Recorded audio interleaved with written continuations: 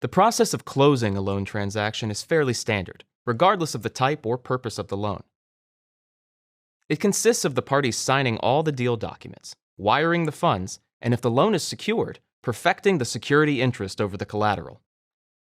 Before a loan can close, the borrower has to meet certain conditions, known as conditions precedent, which are listed in the loan agreement and the closing checklist. These conditions are things like the lender receiving signed copies of all deal documents and copies of due diligence items. Once nearly all the conditions precedent have been met, the lender and borrower pick an anticipated closing date. The date can be affected by things like the availability of signatories, holidays that might cause delays because of office closures, whether there are any triggering events in related deal documents, like making sure the closing date for a refinancing is on or before the original loan's maturity date to avoid a default. And sometimes the lender may want to include the loan in its portfolio for a specific financial quarter or year.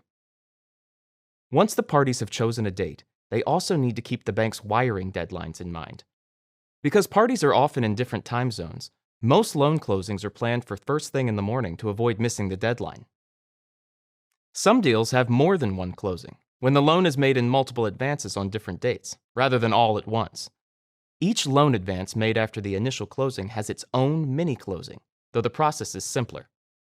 Follow-on closings involve fewer parties and documents, and if there's no additional collateral, lawyers may not even be involved.